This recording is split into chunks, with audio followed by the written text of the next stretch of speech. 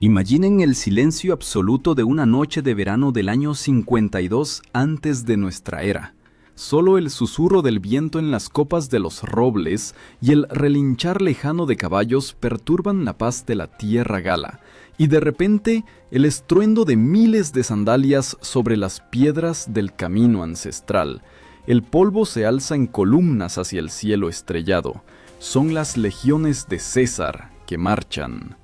74 kilómetros en un solo día, 50 millas romanas con todo el equipamiento, con armas que pesan 20 kilogramos por cada soldado. Al mismo tiempo, el ejército se detuvo apenas 3 horas para dormir, y nuevamente en marcha hasta el amanecer. Los legionarios llamaban a su comandante el Rayo de la Guerra, y ahora se entiende por qué. ¿Acaso podrían los soldados modernos repetir esta hazaña? La distancia de maratón constituye 42 kilómetros y hasta un corredor preparado la supera en 3 o 4 horas. Los romanos, en cambio, casi duplicaron esta distancia, llevando sobre sí el equipamiento completo de combate. Pero ¿qué obligó al afamado comandante Cayo Julio César a levantar 4 legiones en medio de la noche y lanzarlas a esta marcha inhumana? ¿Por qué incluso los veteranos curtidos de las guerras gálicas llamaron a esta marcha legendaria? La rapidez de los movimientos del ejército de César causaba asombro ya entre sus contemporáneos. La velocidad de César, celeritas cesariana, se convirtió en un concepto común entre los comandantes militares romanos. En el año 57 antes de nuestra era, atravesó toda la Galia 500 kilómetros en 15 días y durante la guerra civil con Pompeyo superó 450 kilómetros desde Corfinio hasta Brindisi, también en 15 días. Pero la marcha de junio del año 52 superó todos los récords anteriores. Fue una demostración de lo que era capaz la máquina militar romana cuando era dirigida por un genio. 4 legiones se pusieron en marcha con una velocidad que parecía imposible, incluso para jinetes solitarios. La historia de esta marcha comenzó con una traición que pudo haberle costado a Roma toda la Galia y a César la vida y la gloria. Mayo del año 52 antes de nuestra era, la Galia arde en el fuego de la rebelión. Vercingetorix, el joven líder de los arvernos, logró lo que parecía imposible: unir bajo sus estandartes a todas las tribus gálicas desde el Atlántico hasta el Rin. 80.000 guerreros de infantería y 15.000 jinetes. Tal ejército la Galia no había visto desde los tiempos de la invasión de los imbrios. César comprendía, su imperio pendía de un hilo. 10 legiones dispersas por las tierras conquistadas súbitamente se encontraron rodeadas. La comunicación entre las unidades se cortó, las fortalezas fueron capturadas y las guarniciones romanas fueron masacradas hasta el último hombre. El comandante, acostumbrado a dictar condiciones, por primera vez en 8 años de guerras gálicas, se encontró a la defensiva. Imaginen el mapa de la Galia en la primavera del año 52. Los puntos rojos de los campamentos romanos se ahogan en el mar de tribus rebeldes, y en algún lugar de este caos se mueve un pequeño grupo de jinetes. El mismo César se apresura desde Roma hacia sus tropas, a través de territorio hostil. Cada milla del camino, riesgo mortal, cada noche puede ser la última. Pero la verdadera catástrofe esperaba a los romanos bajo los muros de Gergovia, la ciudad sagrada de los arvernos, construida sobre una roca inexpugnable. Aquí por primera vez en toda su carrera, el gran César sufrió una derrota. 700 soldados romanos cayeron bajo las espadas gálicas, y el mismo comandante apenas evitó el cautiverio. ¿Pueden imaginar lo que sintió un hombre que nunca conoció el sabor de la derrota? Los legionarios, veteranos de decenas de batallas, vieron cómo sus compañeros huían del campo de batalla.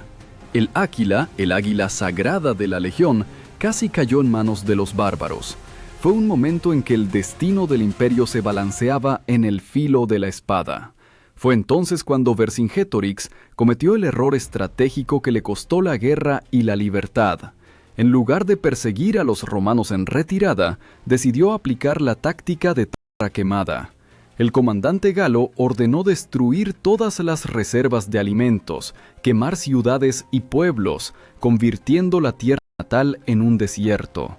Esta estrategia tenía su nombre, Scorched Earth, que significaba convertir las tierras fértiles en un páramo sin vida. Vercingetorix calculaba hacer morir de hambre al ejército romano y forzarlo a retirarse hacia las fronteras de las viejas provincias. El plan era brillante en teoría, pero no tomaba en cuenta una cosa: la genialidad de su oponente. Junio del año 52. César está de pie en una colina junto al río Saona y mira el mapa de la Galia extendido ante él sobre la mesa de España. 4 legiones, 24.000 guerreros selectos, su única esperanza contra el ejército de 80.000 hombres de Vercingetorix. Pero el gran comandante ya ve el plan que cambiará el curso de la guerra. La legión romana no es simplemente una unidad militar, sino una máquina perfecta para la guerra y la construcción. 6.000 hombres, divididos en 10 cohortes de 600 combatientes cada una. En cada cohorte, 6 centurias de 100 guerreros, y al frente de cada centuria está un centurión, oficial profesional con una vara de vid en la mano como símbolo de autoridad. Imaginen la columna de una legión en marcha. Es un río de acero y cuero, extendido a lo largo de 3 kilómetros. Al frente van los Astati, guerreros jóvenes en cotas de malla. Tras ellos, los príncipes, combatientes experimentados en la flor de la vida. Cierran la columna los Triari, veteranos de barba gris con lanzas astas. Cada soldado lleva sobre sí un equipamiento de 20 kilogramos, espada gladius, escudo scutum, 2 jabalinas pilum, casco, coraza y equipaje de marcha. ¿Acaso pueden imaginar el sonido de esta marcha? Miles de sandalias con herraduras de hierro golpean las piedras del camino en un ritmo único. Tintinean las corazas, cruje el cuero.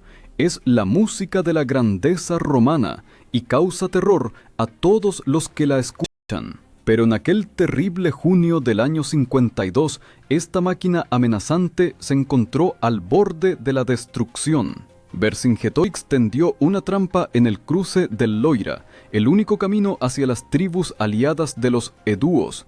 La caballería gala, la mejor del mundo, controlaba todos los vados y puentes.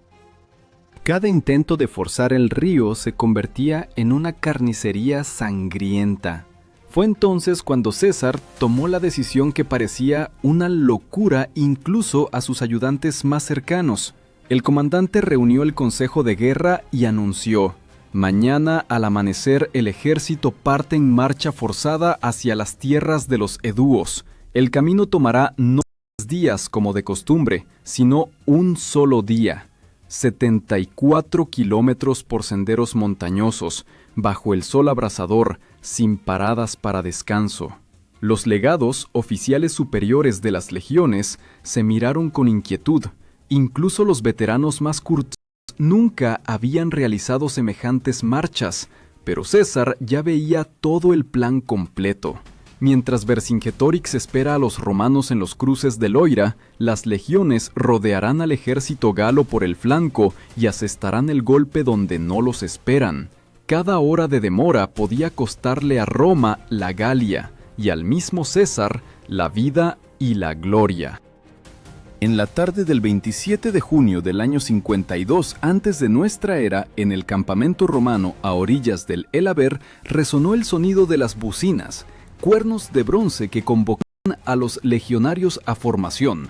Pero esta no era una señal ordinaria. 4 sonidos largos y prolongados significaban la reunión de emergencia de todo el ejército. En el crepúsculo relucieron las corazas, tintineó el armamento. 24.000 guerreros se preparaban para la marcha igual a la cual la historia aún no conocía. Imaginen este momento. Centuriones experimentados revisan el equipamiento de cada soldado, pues de la integridad de las sandalias puede depender el destino del imperio. Cada legionario recibe raciones secas para 3 días, galletas duras, carne salada, vino agrio diluido con agua. Esto se llamaba bucelatum. alimento de marcha, capaz de mantener las fuerzas del guerrero incluso en las condiciones más duras. ¿Acaso se imaginan lo que es llevar 20 kilogramos sobre los hombros a una temperatura de 30 grados a la sombra? Cada legionario es un hombre mula, como los apodaron los mismos galos. Cota de malla con peso de 9 kilogramos, escudo de tablones de roble, otros 7, espada, casco, 2 jabalinas, pala, hacha, caldera, manto. Y todo esto hay que llevarlo 74 kilómetros por senderos montañosos en un solo día. Pero lo más sorprendente, moralmente, estas personas estaban dispuestas a cualquier sacrificio por su comandante. En 8 años de guerras gálicas, César convirtió a ciudadanos ordinarios en una máquina invencible. Sus soldados marcharon con él desde el Rin hasta el Atlántico, desde Britania hasta Helvecia. Vieron cómo su general lucha en las primeras filas, comparte con ellos todas las penalidades de la vida de campaña, conoce por sus nombres a cada centurión. Medianoche. César da la señal de partida. La columna se extiende a lo largo de 5 kilómetros por el estrecho camino montañoso. Al frente va la caballería, jinetes germanos en caballos corpulentos. Su tarea, proteger los flancos y conducir el reconocimiento. Tras ellos, la vanguardia de cohortes selectas, después las fuerzas principales de 4 legiones, cierra la columna el bagaje con heridos y suministros. El sonido de esta marcha nocturna es imposible de olvidar. Miles de sandalias golpean las piedras en un ritmo único, tintinean las corazas, crujen las correas de cuero. Este es el pulso de la máquina militar romana, el ritmo bajo el cual se sometían los pueblos. Cada 2 horas, un respiro de 10 minutos, un trago de agua del odre, un pedazo de pan. Pero, ¿qué sentían estas personas cuando el amanecer las sorprendió en el corazón del territorio hostil? Cada colina podía ocultar arqueros galos, cada bosque una emboscada de caballería. Sin embargo, la columna avanza con la disciplina férrea que se convirtió en símbolo de la grandeza romana. Amanecer del 28 de junio, el se alza sobre las colinas de la Galia y sus primeros rayos iluminan una imagen increíble. La columna de legiones romanas sale del desfiladero montañoso directamente al corazón de las tierras de los Eduos. 74 kilómetros recorridos, 24.000 guerreros realizaron lo que parecía físicamente imposible. Imaginen el estado de estas personas, pies con ampollas sangrantes, corazas empapadas de sudor, pero en los ojos arde el fuego de la victoria. Saben, su comandante nuevamente engañó al enemigo, nuevamente estuvo donde no lo esperaban. Los Eduos, fieles aliados de Roma, reciben a las legiones con pan y vino, pero la alegría será breve. Por delante está el enfrentamiento decisivo con Vercingetorix. Esta marcha cambió para siempre los principios del arte militar. La táctica romana de transiciones rápidas recibió el nombre de Marcius Rapidus, marcha veloz, que permite asestar el golpe donde el oponente se considera seguro. César demostró, la velocidad puede ser el factor decisivo incluso contra fuerzas superiores del enemigo.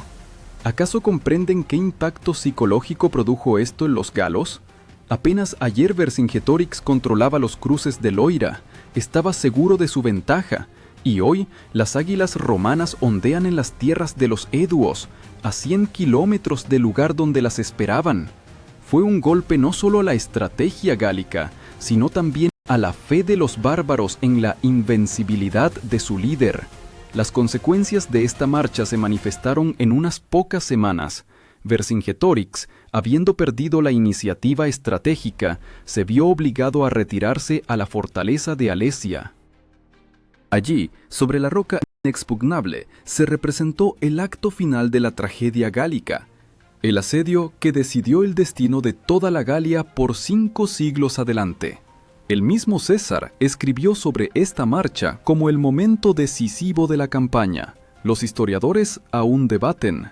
¿Podría cualquier otro comandante de la antigüedad repetir semejante hazaña, pero los hechos hablan por sí mismos. 3 meses después de esta travesía legendaria, Vercingetorix depuso las armas a los pies del comandante romano. La disciplina férrea, la voluntad de acero y la genialidad del mando convirtieron a personas ordinarias en una leyenda que vivirá milenios.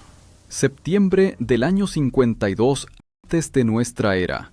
En las laderas de Alesia se desarrolla el drama final de la libertad gálica. Vercingetorix, acorralado en la fortaleza por las marchas veloces de César, mira el doble anillo de fortificaciones romanas, la circunvalación y la contravalación.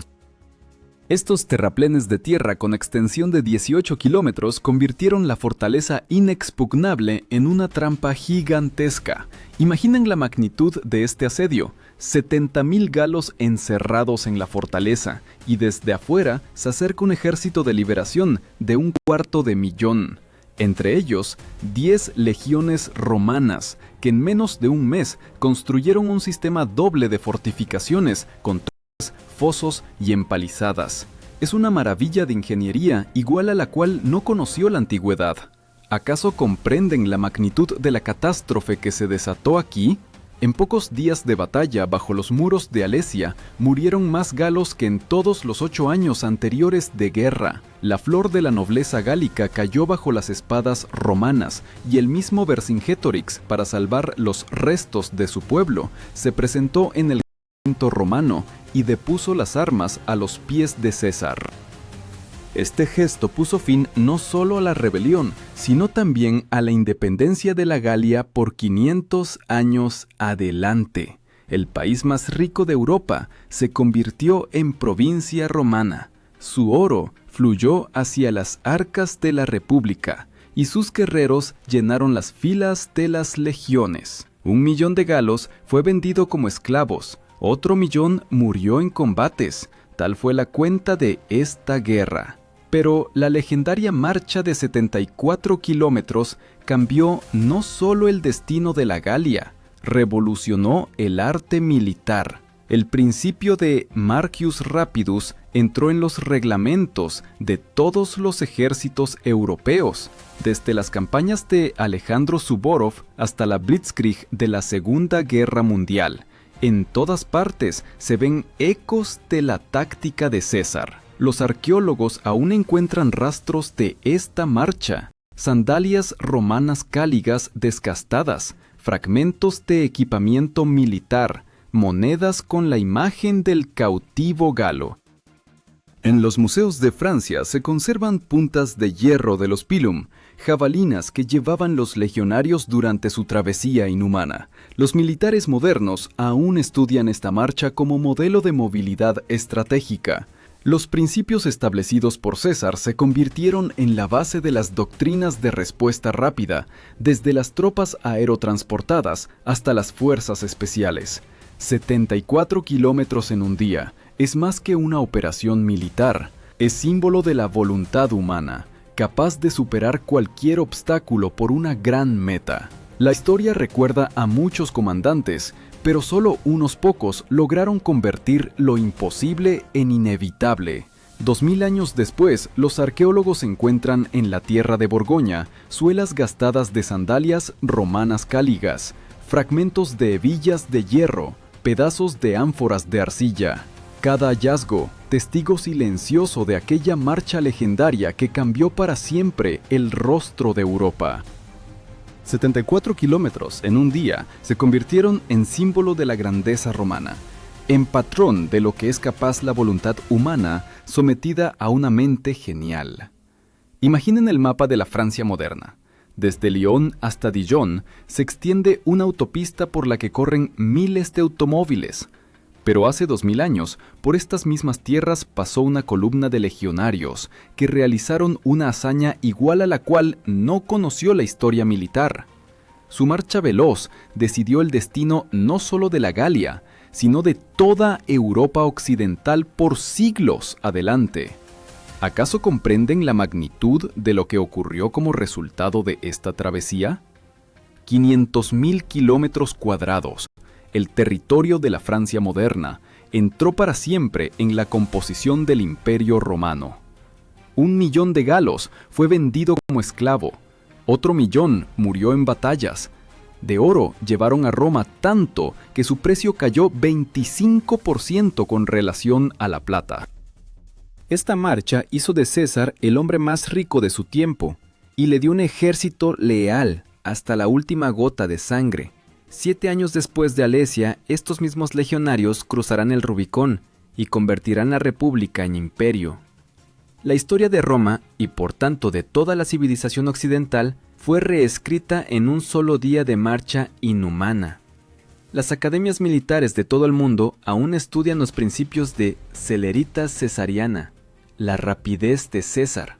Desde las campañas de Napoleón hasta las operaciones de las fuerzas especiales modernas, en todas partes se ven ecos de aquella táctica que demostró el comandante romano en los bosques galos. Velocidad de maniobra, sorpresa del ataque, disciplina férrea. Estos principios se convirtieron en la base del arte militar por milenios adelante.